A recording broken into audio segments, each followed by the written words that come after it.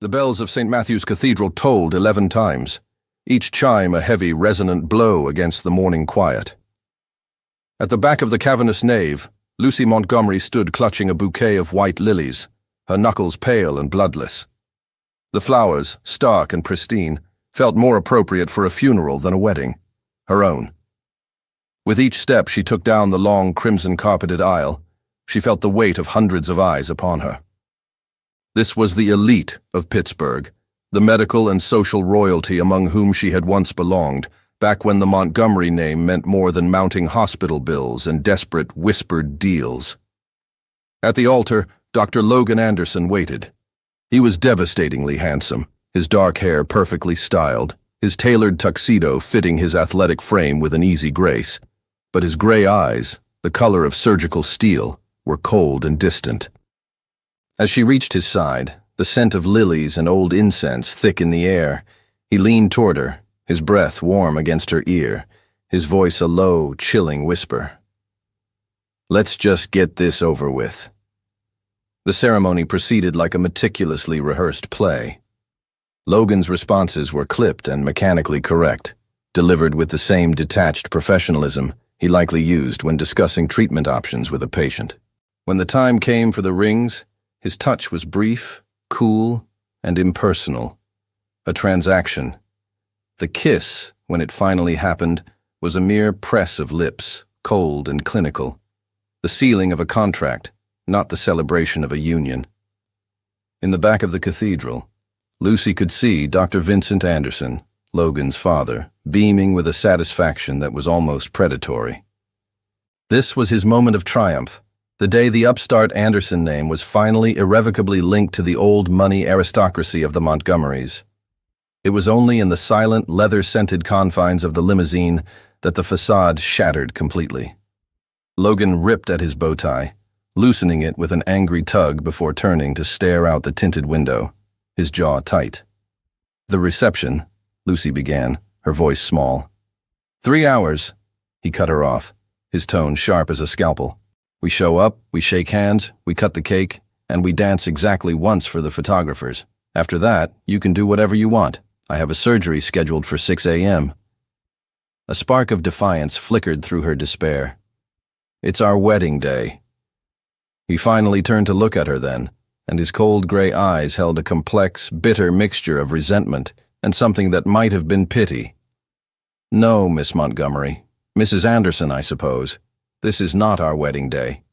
He leaned forward slightly, his voice dropping to a low, venomous whisper. "This is the day my father bought your family's name, and I paid the price for his social climbing. Nothing more.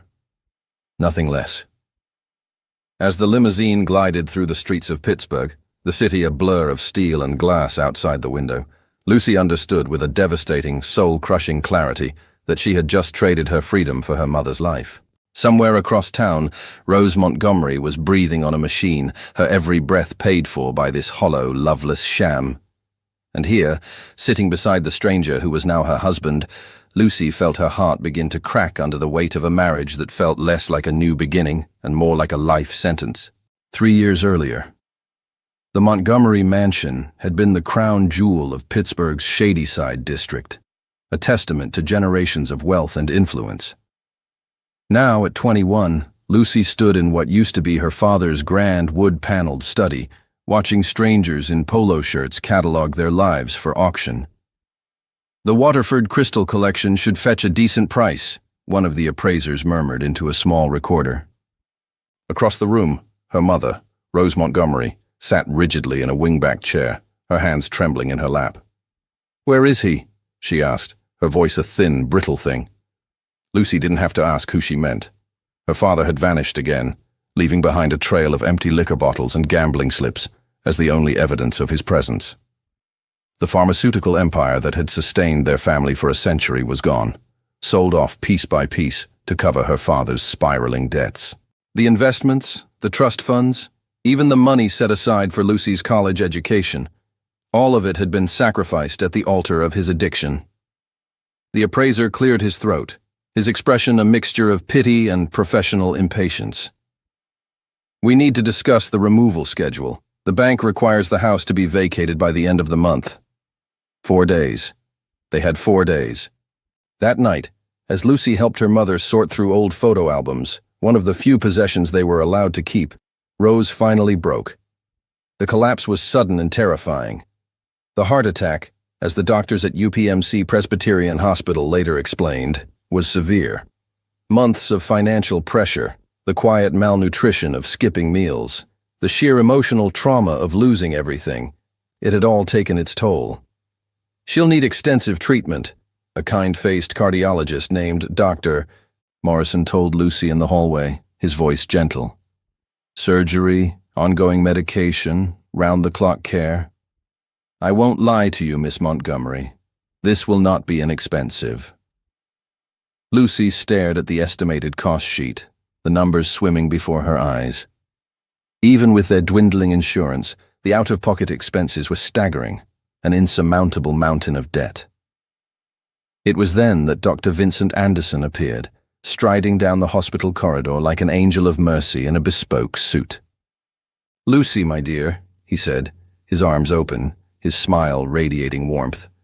"I came as soon as I heard about Rose. How is she?"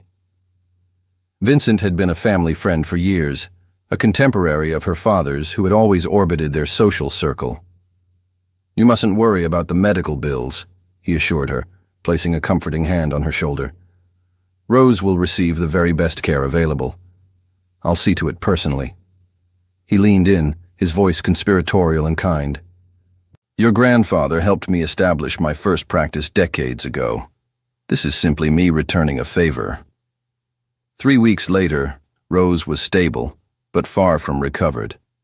Vincent invited Lucy to lunch at the elegant Duquesne Club to discuss your mother's long-term care.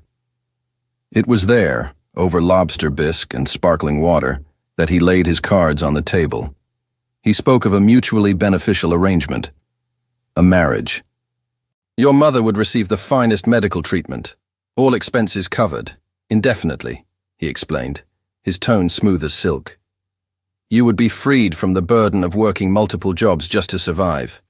And my son, Logan, would have a wife who understands the weight and responsibility of a family name." That night, sitting by her mother's hospital bed, Lucy watched the rhythmic pulse of the machines that were keeping Rose alive. She tried to imagine another way out. Her 3 part-time jobs barely covered the rent on their tiny new apartment and groceries. The medical bills were multiplying daily. Without Vincent's intervention, her mother would be transferred to a state-run facility where the care would be adequate at best, and more likely, fatal. Rose stirred, her eyes fluttering open. "What are you thinking about, darling?"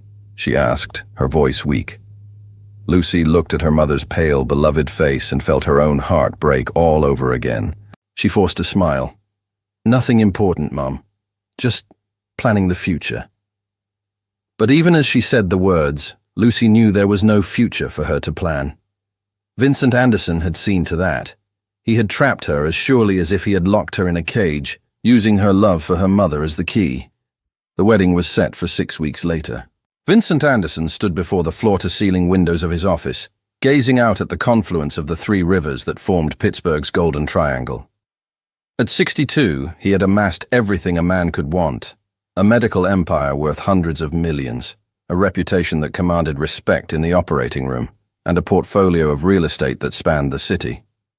Everything except the one thing that mattered most to him: acceptance. The polite rejection from earlier that day still stung like a physical blow. The 3 lawyers, representing the old money gatekeepers of Pittsburgh's most exclusive social clubs, had been condescendingly gentle. "Your family lacks the historical connections, the social standing our clients require in their associates," their spokesman James Harrison had explained. "Nothing personal, you understand. Simply a matter of maintaining standards." Standards.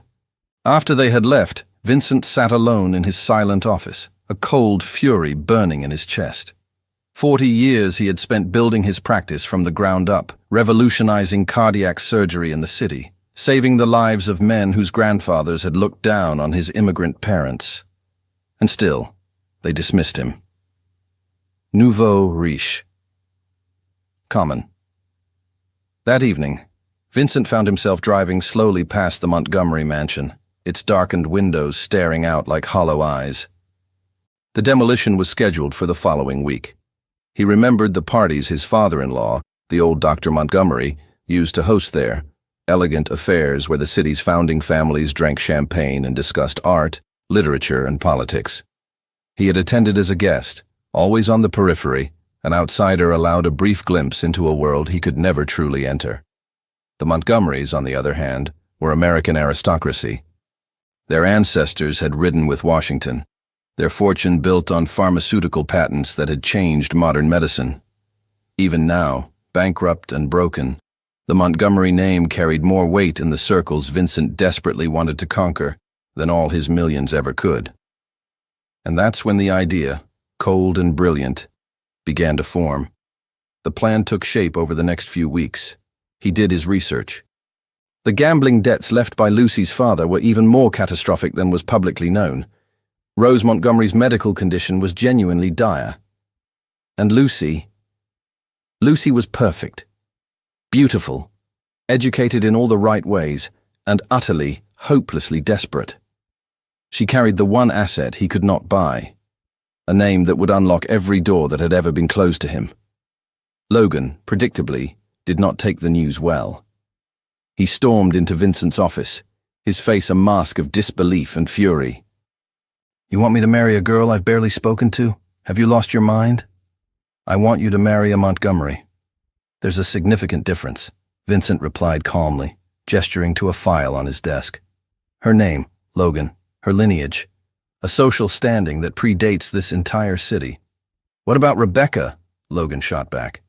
"We've been together for 2 years. Rebecca is a model," Vincent dismissed, his voice brutal in its honesty.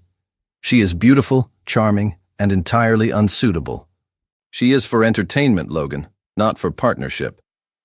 "And if I refuse?" Logan challenged, his jaw tight. Vincent's expression turned to ice. "Then you can explain to your patients why their head of neurosurgery is suddenly unavailable. The Anderson Medical Center made you one of the youngest department heads in the country, Logan. It can just as easily make you unemployed." The threat, unspoken but absolute, hung between them like a guillotine's blade. That night, Logan drove to Rebecca's apartment to end a 2-year relationship. She wasn't surprised, only bitter. "Your father has been circling that girl like a shark since the day her family went bankrupt," she'd said, her voice laced with venom. Everyone saw it coming. 6 weeks later, Logan stood at the altar, watching a young woman he barely knew walk toward him in a cloud of white silk and shattered dreams. And he understood with perfect soul-crushing clarity that he had just traded his own freedom for his father's ambition. The penthouse apartment at 1 Oxford Centre had been featured in Architectural Digest twice. Perched 37 floors above Pittsburgh, it was a monument to wealth and success, a fortress of glass, steel, and cold, minimalist art. It was also, Lucy realized within hours of moving in, the loneliest place she had ever lived. "Your room is down the hall," Logan said, his tone clipped as he gestured vaguely toward the east wing. He barely glanced at the single suitcase she had brought with her. "The housekeeper comes on Tuesdays and Fridays." Before Lucy could form a response, he disappeared into his home office, the door closing behind him, with a soft, definitive click. The first weeks established a routine of mutual avoidance. He left for the hospital before dawn and often returned long after she had retreated to her room. When their paths did cross in the vast, silent apartment, he treated her with the same polite, professional efficiency he likely used with pharmaceutical reps. He was cordial, he was correct, and he was utterly devoid of warmth.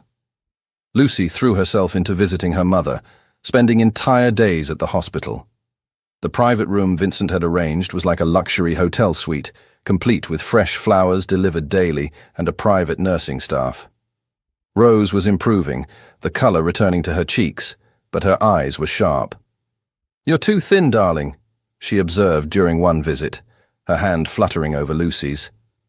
"Are you eating properly?" "I'm fine, Mom." Lucy forced a bright smile. "The treatment is working. You look so much better." "Thanks to your sacrifice," Rose whispered, her eyes filling with tears. My dear, brave girl. What have I allowed you to do?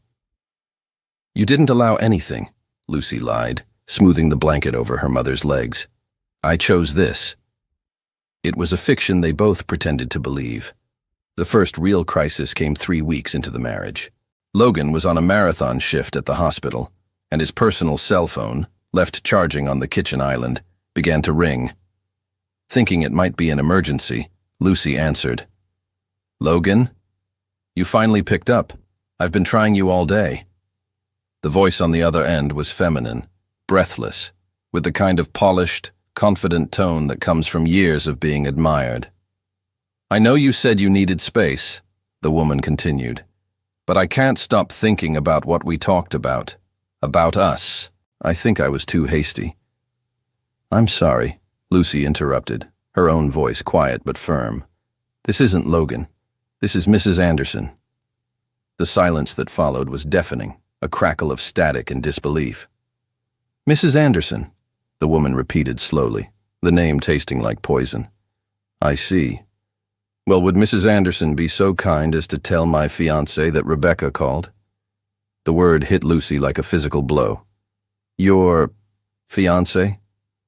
Rebecca's laugh was like the sound of shattering glass. Oh, did he not tell you? We've been engaged for 6 months. Unofficially, of course. Logan wanted to wait until after his father's hospital expansion was complete. But I suppose those plans changed. Her voice was dripping with bitter sarcasm. Perhaps you can let him know I called.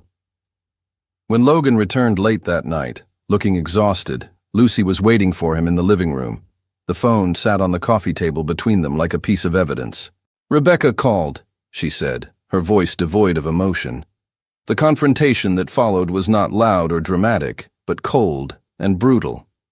You were engaged, Lucy stated, her voice flat. You were engaged to someone else while your father was negotiating our marriage. Ex-fiancé, Logan corrected, his voice sharp as he poured himself a whiskey. And no, it's not relevant. How long before? She pressed. He tossed back half the glass in one swallow. 2 days. The admission hung in the air, a lit fuse. 2 days. He had been promised to another woman just 2 days before he stood at the altar with her. The sheer, calculated cruelty of it stole her breath. Tears she refused to let fall burned the back of her throat. I see, she said, her voice trembling slightly. Well, thank you for clarifying the timeline. It certainly puts our wedding day into perspective. She stood up, her composure cracking. Go to her, Logan. Stop pretending you're trapped here with me when you're just running back to her at every opportunity. He grabbed his car keys from the counter, his face a mask of cold fury. Fine, he bit out, his voice laced with a cruelty that was meant to wound. At least with her. I don't have to pretend to be something I'm not. The words struck her with the force of a slap. He turned and walked out, the door slamming shut behind him, the sound echoing the final, violent breaking of her heart. The annual hospital gala at the Omni William Penn Hotel was everything Lucy had expected. Opulent, suffocating, and meticulously designed to showcase the social triumph of the Anderson family. She moved through the glittering ballroom like an actress in a well-rehearsed play, smiling at the right moments, making the appropriate small talk, and allowing Logan's hand to rest possessively on the small of her back as he charmed donors and hospital board members. They were the perfect couple, she thought bitterly. Beautiful, well-bred, and utterly, completely miserable. Halfway through the evening, Logan leaned in, his breath warm against her ear. Darling, I need to take this call, he murmured, his voice a smooth performance for anyone watching. It's the hospital, an emergency consult. He slipped away toward the terrace for privacy, but in his haste, he left his personal cell phone on their table. A moment later, the screen lit up with an incoming message. Lucy glanced down reflexively. The name on the screen was Rebecca. The message beneath it made her blood run cold. Missing you tonight. Wish I could be your date instead of pretending with her. Her heart hammered against her ribs. With trembling hands, she picked up the phone. Her thumb hovered over the screen, a war raging within her. It was an invasion of privacy, a line she shouldn't cross. But his cruelty, his coldness, the lie she was living, it pushed her over the edge. She unlocked the phone. His passcode, she guessed grimly, was the year his mother had died. She was right. The message thread opened, revealing weeks of texts, a secret timeline that ran parallel to their entire marriage. There were plans for clandestine meetings, intimate inside jokes, and photos that she couldn't bring herself to examine too closely. Her eyes scanned the dates. Tuesday. Last Tuesday night, when Logan had come home near midnight, smelling of expensive perfume, not hospital antiseptic, claiming he'd been pulled into an emergency surgery. It was all there, a detailed, undeniable record of his betrayal. Sorry about that. Logan's voice behind her made her jump, her heart leaping into her throat. Just a consult about tomorrow's surgery. He stopped mid-sentence, his eyes locking on the phone in her hands, then on the shattered expression on her face. The color drained from his. Lucy, emergency surgery? Her voice was a deadly quiet whisper. Is that what you're calling it now? The world around them, the laughter, the clinking of champagne glasses, the swell of the string quartet, seemed to fade into a distant, muffled roar. They were trapped in a perfect, devastating bubble of silence. We should go home, Logan said, his voice low and strained, reaching for her arm. The ride back to the penthouse was a suffocating 20-minute eternity. The moment the heavy apartment door clicked shut behind them, the careful composure Lucy had maintained all evening finally broke. 3 months, she said, her voice shaking with a cold, quiet rage. We have been married for 3 months, and you have not stopped seeing her. Not for a single day. Lucy, let me explain. Explain what? She shot back, whirling to face him. Explain how you've been lying to my face every single night you come home late? How you've been sleeping with another woman while I play the part of the dutiful wife for your father's cameras? Logan loosened his tie with a sharp, agitated tug. Our marriage isn't real. You said it yourself. It's a business arrangement.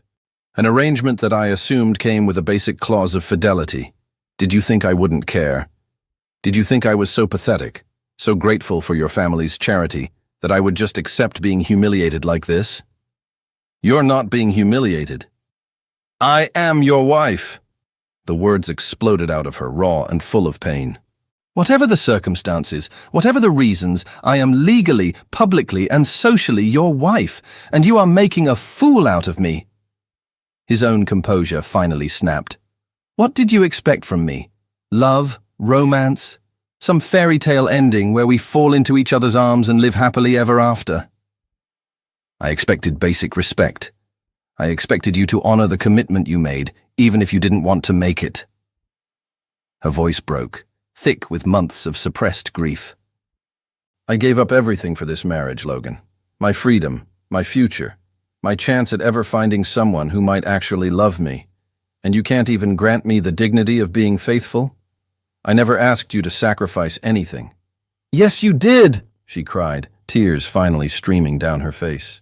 Every time you treated me like a stranger in our own home. Every time you made me feel like an unwanted guest. Every time you reminded me that this marriage was just an inconvenience you had to endure. You were asking me to sacrifice my self-worth for your comfort. He stared at her, a look of genuine shock replacing the anger on his face. He had never seen her like this, never seen the fire and the pain behind her quiet, polite facade. Lucy! And the worst part, she whispered, her voice cracking, is that I was making excuses for you, telling myself that you were just as trapped as I was. But you weren't trapped. You had it all. The social benefits of a marriage to me, and the emotional comfort of a real relationship with her. Her grief hardened back into fury. Get out, she screamed, the sound tearing from her throat. Go to her. Go to your precious Rebecca who you actually want. Stop pretending you're stuck here with me when you've been running to her every chance you get. He stared at her for a long, silent moment, his face a mask of conflicting emotions, anger, guilt, and something that looked terrifyingly like regret. He grabbed his keys from the counter, turned, and walked out. The apartment door slammed behind him with a force that rattled the windows, leaving Lucy alone with the echoing silence and the terrible, soul-crushing knowledge that her sacrifice had all been for nothing. Outside, the sound of Logan's engine roared to life. His hands trembled on the steering wheel, Lucy's words ringing in his ears. Coward. Liar. You had it all. The truth of her accusations hit him with the force of a physical blow. He pressed his foot down on the accelerator, the powerful car surging forward, desperate to outrun the man he had become. The city lights blurred into streaks of red and gold. The speedometer climbed, 60, 80, 100 miles per hour. He barely saw the red light at Fifth Avenue. He barely saw the semi-truck already halfway through the intersection. The world exploded in a symphony of screaming metal and shattering glass. In the split second before darkness claimed him, the last coherent thought that flashed through Logan's mind was the image of Lucy's face, not angry, not accusing, but utterly, completely heartbroken. He had broken something precious, something he never realized he wanted, until it was too late. The sound of sirens grew louder, racing toward the twisted wreckage where the life of Dr. Logan Anderson had just ended, and where, if he survived, something entirely new would have to begin. 3 months after the accident, the penthouse no longer felt like Logan Anderson's silent marble fortress. The luxury still clung to every surface, but something fundamental had changed. The space held warmth now. A soft blanket was folded carelessly over the arm of the sofa. The throw pillows bore the impression of use, and the faint, clean scent of chamomile tea lingered in the air. And in the living room, where a cold, abstract painting once dominated the main wall, now stood the hospital bed that had quietly rewritten both of their lives. Lucy moved through the space with a quiet grace that was no longer just duty. It was devotion disguised as routine. In her hands, she carried a tray with a bowl of chicken soup, steam curling from its surface. She stopped beside his wheelchair, which was positioned by the floor-to-ceiling window, the afternoon sun painting his sharp features in muted gold. "Lunch," she said softly, her voice a gentle command. Logan's jaw tightened, a familiar flicker of defiance in his eyes. "I can feed myself." "I know." She pulled a small chair closer, her smile patient, almost teasing. "But humor me. Let me do it today." Their eyes met, and for the first time, he didn't fight her. A silent surrender passed between them. She lifted the spoon to his lips. He accepted it. Slowly. Her fingers brushed against his as she steadied the bowl, and for a brief, charged second, neither of them pulled away. The contact was feather-light, but it sent a current through the quiet room. "You've gotten better at this," he murmured after a few spoonfuls, his tone softer than she had ever heard it. "At taking care of you?" she asked, her voice light, trying to deflect the sudden intimacy of the moment. "No," he said, his gaze steady. "At being near me, without flinching." Lucy's smile faltered. "Well, you haven't bitten me in 2 weeks. That helps." His laugh surprised them both. It wasn't a smirk or a dry chuckle. It was a real laugh, a sound that seemed to pull something loose in her own chest. The silence that followed was heavy, but not uncomfortable. Then, unexpectedly, he spoke again, his voice low. "Do you think I was born this bitter?" Her brow furrowed. She considered the question, her spoon hovering. "No," she said finally. "I think someone, or something, taught you how to be." The spoon in her hand stilled. His eyes flickered, shadows moving through their gray depths.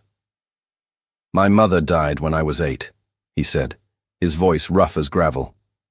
"Ovarian cancer. By the time they found it, it was everywhere. I spent 2 years in and out of hospitals, watching her slip away while I pretended not to be terrified." Lucy's throat tightened. She didn't move, didn't breathe, afraid of shattering the fragile, painful honesty that was pouring out of him. "My father buried himself in his work. He couldn't stand the sight of weakness, of illness. So I learned how to read morphine dosages before I learned fractions. I learned how to be the man of the house when I was still just a boy." He let out a short, harsh laugh. And when she was gone, I swore I would never let anyone matter that much again. He finally looked at her, his gray eyes stripped of all their usual defenses.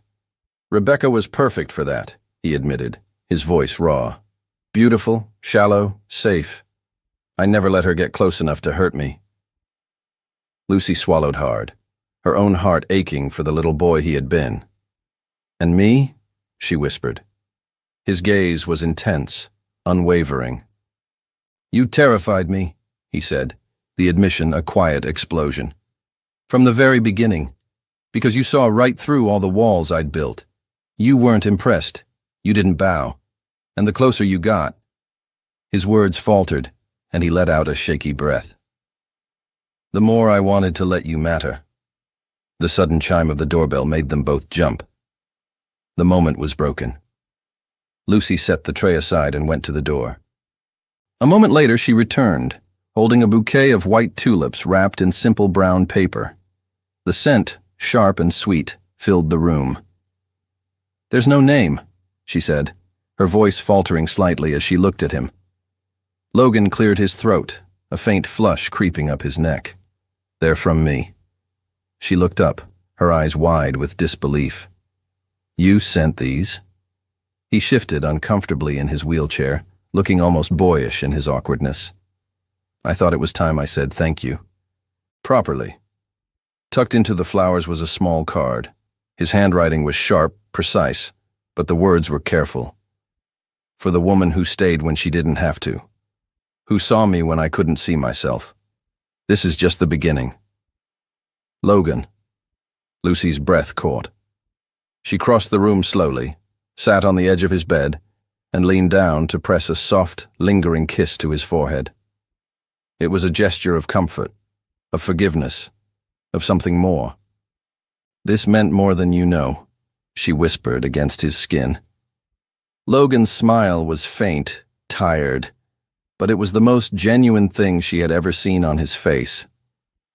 Then maybe, he said, his voice barely audible. I'm finally learning. That evening, they ended up on the sofa together, a forgotten movie flickering on the screen. The hospital bed had been pushed to the corner for the night. Lucy was telling him a story about her first waitressing job, how she'd once spilled an entire pitcher of iced tea into a city councilman's lap. She gestured with her hands as she spoke, her laughter spilling from her lips like music.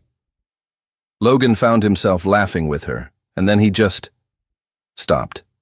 He just watched her. In the soft glow of the television, she was radiant, unguarded, free, vibrantly alive.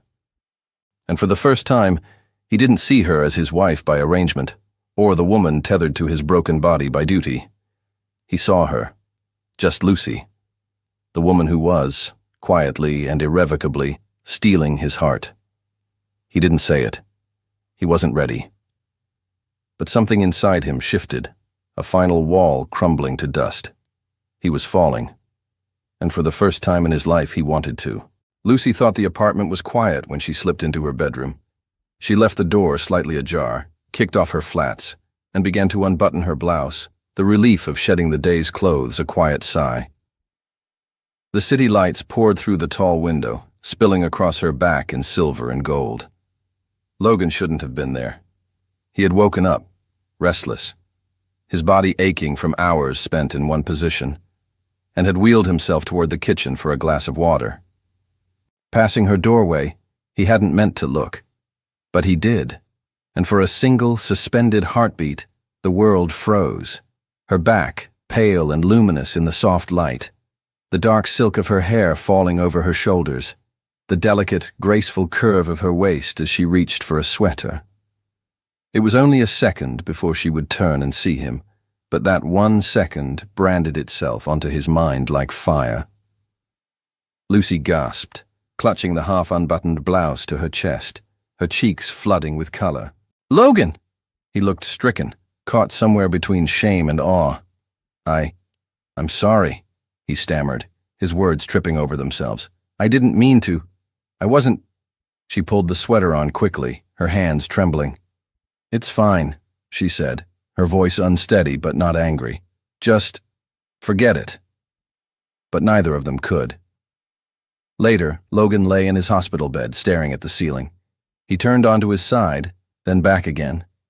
His body was exhausted, but his mind was a relentless, replaying loop. Every time he closed his eyes, the image returned. The glow from the window, the way her skin had captured the light, the startled look in her eyes as she'd turned. It wasn't lust. Not simply. It was recognition. For months, Lucy had been a presence at his side, feeding him, helping him walk, laughing at his sarcasm. But tonight, he had seen her differently. Not as the caregiver, not as the woman bound to him by an arrangement neither of them had chosen. As a woman. And for the first time in years, Logan Anderson felt a desire so sharp, so acute, it kept him wide awake. Minutes bled into an hour, then 2. When the clock on his phone read 1:47 a.m., he gave up the pretense of trying to sleep. He pushed himself up, grabbed his cane from where it rested against the bed, and slowly, painstakingly, made his way toward the kitchen. She was already there. She was barefoot, her hair loose around her shoulders, wearing an oversized university sweatshirt that fell almost to her knees. The kettle was whistling softly on the stove, and she was rubbing her arms against the chill.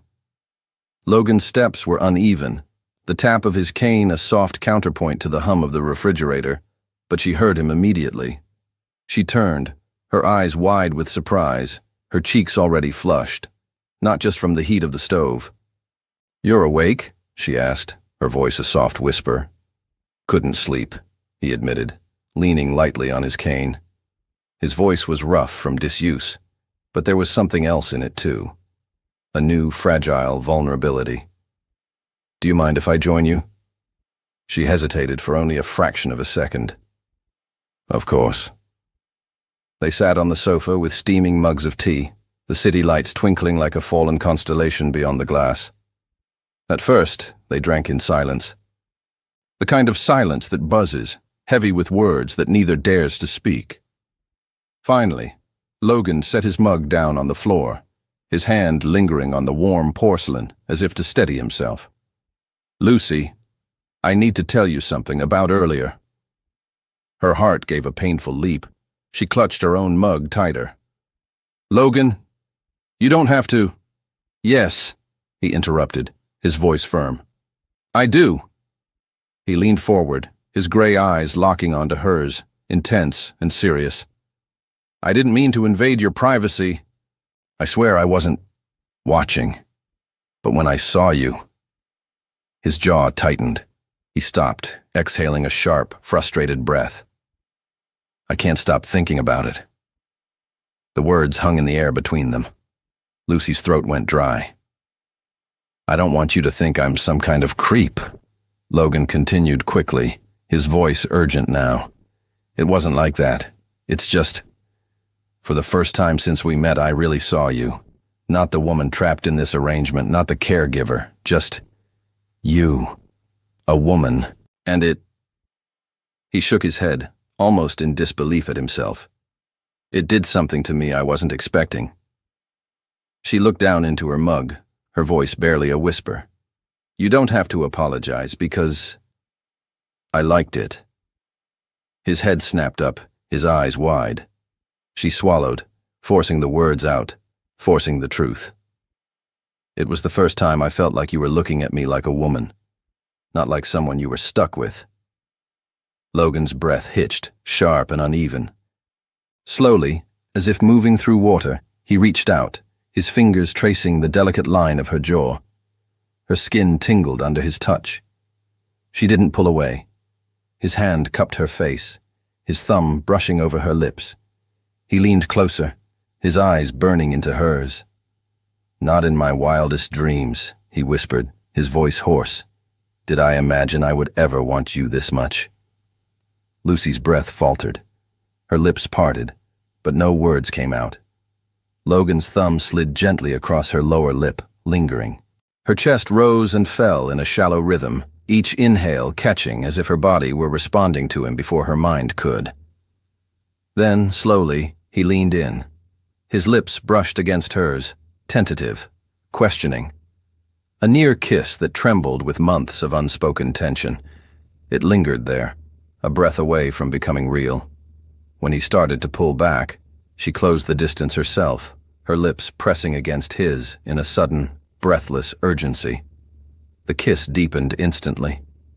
There was no hesitation this time. Her hands slid up to his shoulders, her fingers tangling in the soft fabric of his shirt. His arm wrapped firmly around her waist, pulling her flush against him. Months of silence and restraint and resentment shattered in that one explosive moment. The tea grew cold on the table, forgotten. The city outside continued to glitter. But for Logan and Lucy, time had narrowed to this. The taste of each other, the heat of skin against skin, the dizzying, terrifying realization that they had finally, irrevocably, crossed a line from which neither of them wanted to return. The kiss deepened until neither of them could remember who had moved first. It was a desperate, hungry thing, fueled by months of unspoken longing and quiet observation. Lucy clung to him, her fingers twisting in the fabric of his shirt as if she were afraid he might vanish if she let go. Logan's hand, which had been hesitant at first, slid confidently to the small of her back, molding her against him, closing any remaining distance. They had orbited each other in a cold, silent universe for so long, bound by duty and resentment. Now, the dam had broken. When their lips finally parted, they were both breathing heavily, their foreheads pressed together in the dim light of the living room. "Lucy," Logan whispered, his voice rough, almost a plea. He was trembling slightly. "If I keep going, I'm not going to be able to stop." Her chest rose and fell in a sharp, unsteady rhythm, her pulse racing so fast she could barely hear her own thoughts. She lifted her gaze to his. In his eyes, she saw not the arrogant, cold doctor, but a man laid bare, his desire and his fear warring on his face. "Then don't stop," she breathed. It was all the permission he needed. He kissed her again, but this time it was different. Slower. Deeper. He savored her, tasting her as if he were a starving man who had just been offered a feast. When he gently guided her toward his bedroom, the room that had been his solitary fortress, she followed without hesitation, her hand locked in his. There was no rush. Logan's movements were careful, almost reverent, as if he were afraid she might shatter. He traced the line of her jaw with his fingertips, brushed stray strands of hair from her face, and kissed her as if she were a rare and precious discovery. He unwrapped her from her oversized sweatshirt with a tenderness that made her ache. And Lucy felt alive in a way she never had before. She had been loved once, a long time ago, but that felt like a pale, childish imitation of this. Her life had been consumed by responsibility, by grief, by the duty of being a daughter. She had never known what it was to be truly wanted, to be looked at as if she were the only thing in the world that mattered. That night, in Logan's arms, she finally understood. The morning arrived quietly, the first pale light of dawn creeping through the blinds. Lucy stirred, a soft sigh escaping her lips. For a blissful, disoriented moment, she didn't know where she was. Then she felt it. The solid weight of Logan's arm draped protectively over her waist, the steady, rhythmic rise and fall of his breathing against her hair, the radiating warmth of his chest at her back. Her eyes flew open. It really happened. She turned slowly, carefully in his arms, and found him already awake, watching her. The look in his eyes was soft, unguarded, and full of a quiet wonder. His hand came up, his thumb brushing gently over her cheek with a tenderness that stole her breath. "Was that real?" she whispered, her voice cracking, betraying the storm of emotions inside her. "Did I really just sleep with Logan Anderson?" A faint, almost incredulous smile touched his lips. "You did," he confirmed, his voice a low rumble. "And it was the most real thing I've ever known." She let out a soft, nervous, almost giddy laugh. "Rebecca would never believe you." His eyes darkened, but not with anger, with a fierce, unwavering devotion. "Forget Rebecca. Forget the past." He shifted closer, his gaze intense. "Lucy, last night, That wasn't just about passion. For me, with you, it was love. Her heart stumbled. She searched his face, half afraid this was a dream, that he was playing a part, that this was another performance. But there was no armor left in his expression, no arrogance, no cruelty. Just Logan, open, vulnerable, and completely, terrifyingly hers. Love? She repeated, the word a breathless puff of air. Love, he confirmed, his voice thick with conviction. For the first time in my life, I don't feel empty. You filled every part of me I didn't even know was hollow. Her laugh bubbled up again, soft and disbelieving, but her eyes shone with tears. Are you serious? Completely, he whispered, leaning in to kiss her nose, then her lips, then the corner of her smile. That morning marked the shift from which they would never return. The couple who had once passed each other like ghosts in the cold hallways of a luxury apartment were suddenly, irrevocably, intertwined. They shared meals, their knees brushing under the table. They teased each other in the kitchen. Their hands found each other instinctively whenever they crossed paths. It wasn't perfect. It wasn't polished. But for the first time it was real. And Lucy Montgomery, who had once known only duty and sacrifice, woke up each morning knowing what it felt like to be loved, not for appearances, not for obligation, but for herself. And Logan Anderson, who had built walls so high no one had ever dared to climb them, had finally let someone in. 3 months later. The sun had barely begun to cast its first golden rays over the city when Logan awoke. He reached across the bed instinctively, his hand searching for the familiar warmth of Lucy beside him, but found only cool, empty sheets.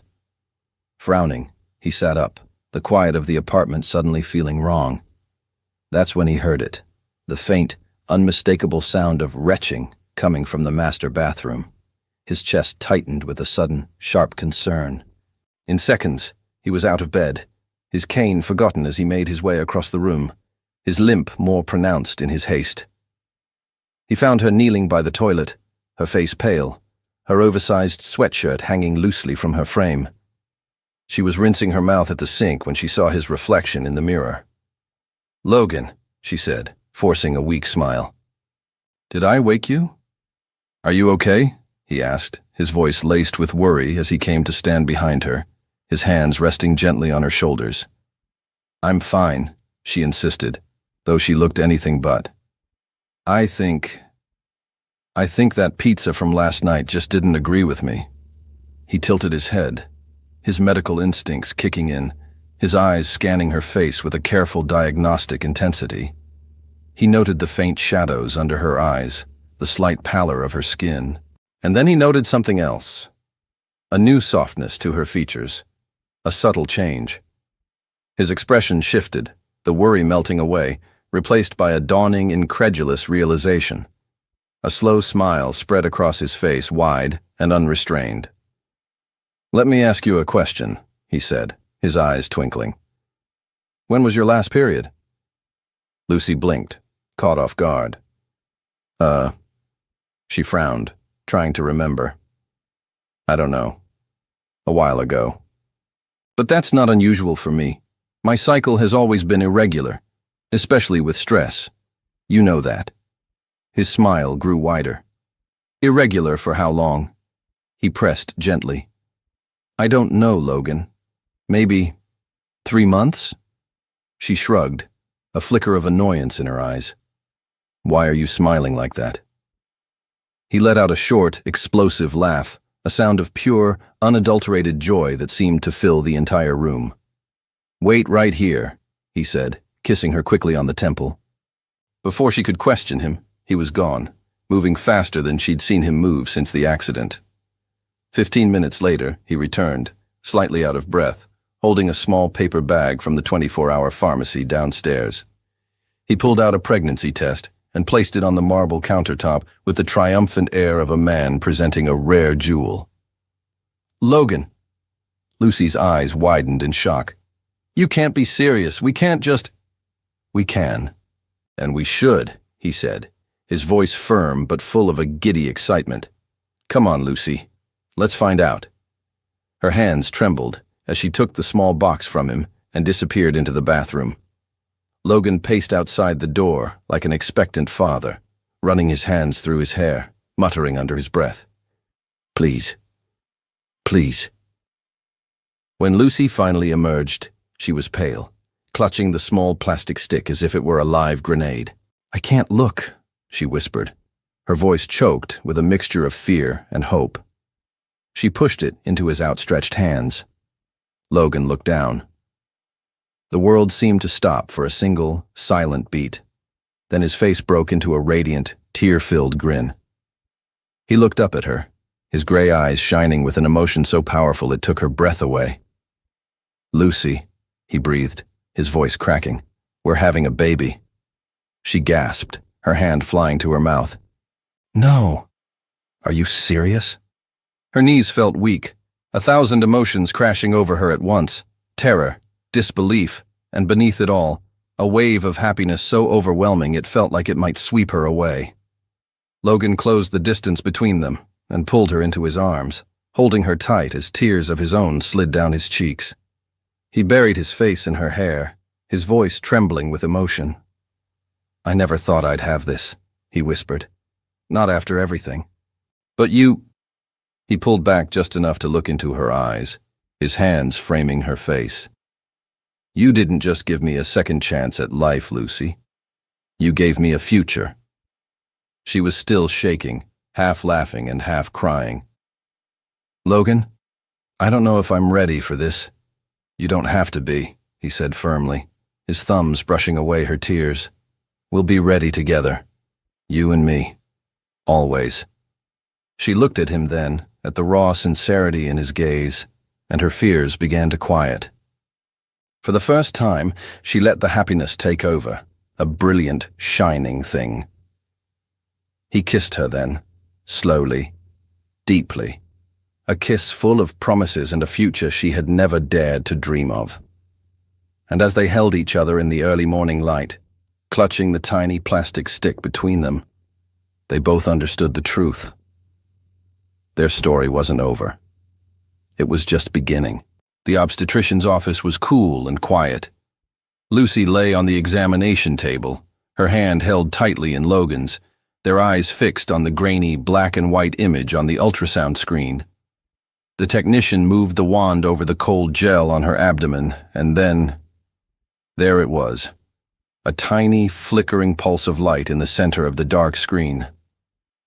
That's your baby's heartbeat, the technician said, her voice warm. Logan let out a shaky, shuddering breath beside her. Tears, hot and unrestrained, streamed down his face. Lucy turned her head to look at him, at the man she had once known as cold and distant, now completely undone by love.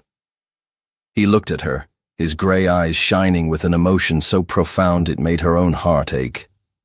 Our baby, he whispered, bringing her fingers to his lips and kissing them. In the weeks that followed, Logan transformed. The detached, work-obsessed surgeon was replaced by an almost obsessively doting husband. He insisted on accompanying her to every appointment, devoured every pregnancy book he could find, and began planning the nursery with a meticulous dedication that made Lucy laugh. She teased him about his intensity, but secretly, she cherished every moment of it. One afternoon, as she was resting on the sofa, her phone rang. An unfamiliar number. She answered cautiously. Lucy, my dear. The voice was instantly recognizable. It was Vincent Anderson. I need to speak with you and Logan. It's important. There was something different in his tone. Softer, more subdued, almost vulnerable. When Vincent arrived at the penthouse later that day, he looked as though he had aged 10 years in just a few months. The sharp, predatory confidence was gone, replaced by a weary sadness. He sat down heavily on the sofa, his gaze moving between them with an expression Lucy had never seen on his face before. Regret. I came to apologize, he began, his voice hoarse. For everything. For manipulating you both into this marriage. For using your mother's illness as leverage. For destroying Logan's relationship with Rebecca to serve my own ambition. Logan stiffened beside her, his body going rigid with years of ingrained resentment. But Lucy placed a calming hand on his arm, squeezing gently. "I have spent my entire life trying to buy something that money can't buy," Vincent continued, his voice thick with self-loathing. "Respect, acceptance, belonging.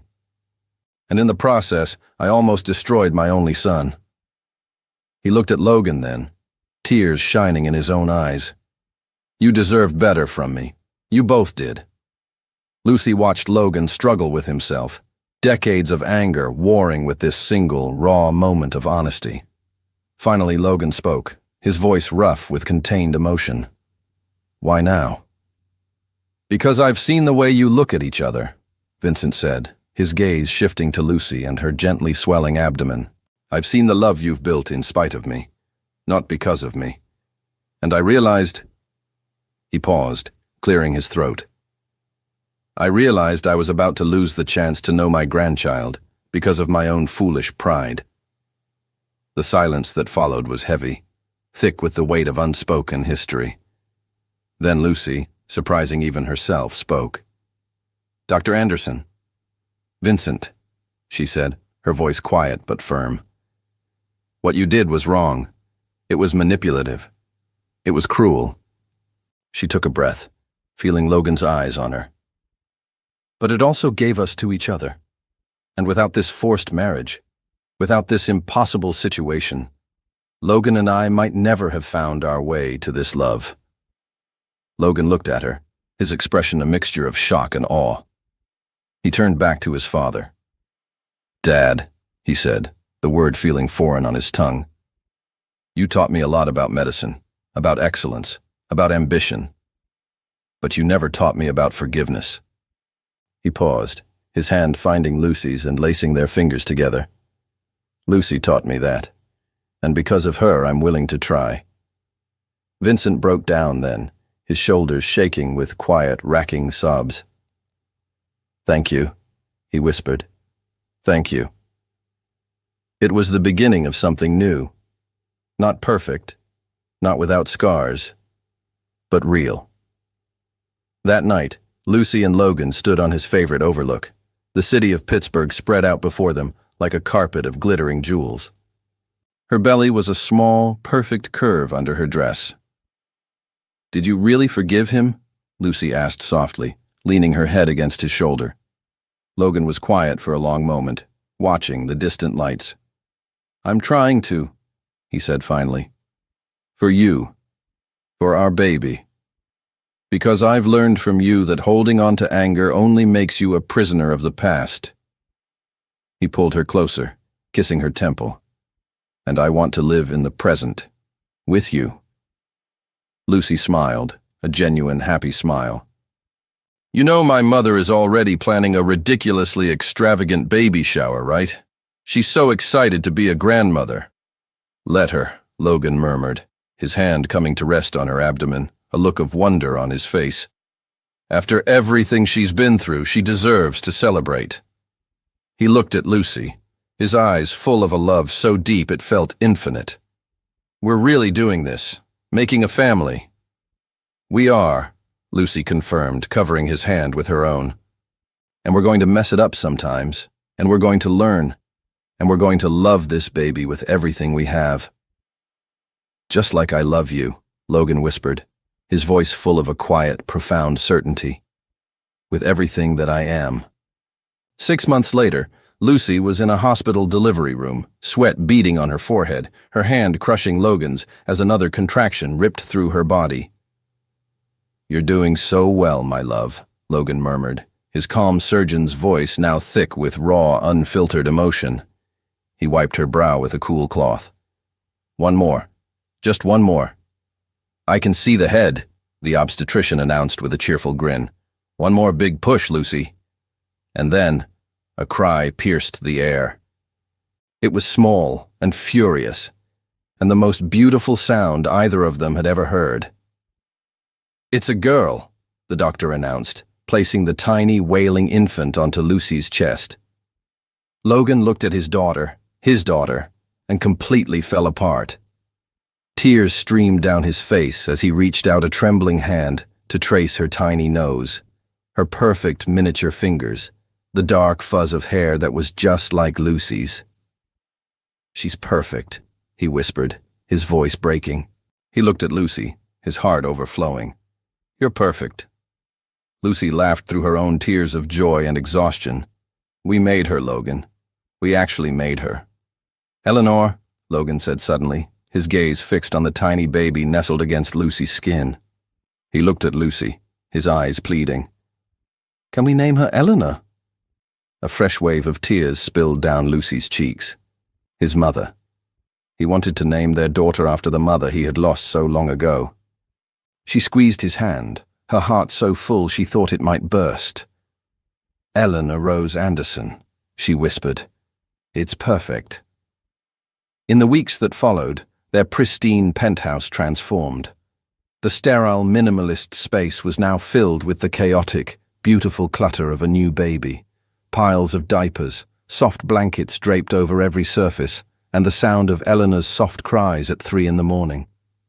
Logan, the brilliant surgeon who once operated with cold, detached precision, now stumbled through the darkened apartment in the middle of the night, singing off-key lullabies and mastering the art of the perfect swaddle. Rose was a constant, joyful presence, helping with the baby, preparing meals. Her face radiant with a happiness Lucy hadn't seen in years. "I never thought I would see this day," she confessed to Lucy one afternoon, her voice thick with emotion as she held her sleeping granddaughter. "After the heart attack, after losing everything, I thought my life was over." "It wasn't over, Mom," Lucy said softly, watching them. "It just changed. We started over." And they had.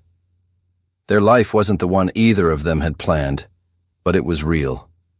It was a life built not on a foundation of wealth and social standing, but on something far stronger. Forgiveness, resilience, and a love that had been forged in the most impossible of circumstances. One evening, Logan came home from a long day at the hospital to find Lucy asleep on the sofa. Eleanor, sleeping peacefully in a bassinet beside her. He stood there for a long moment, just watching them, the two loves of his life. He thought back to the cold, angry man he had been, the man who had stood at an altar and whispered, "Let's just get this over with." He had thought that day was an ending. He had been so wrong. It was just the beginning.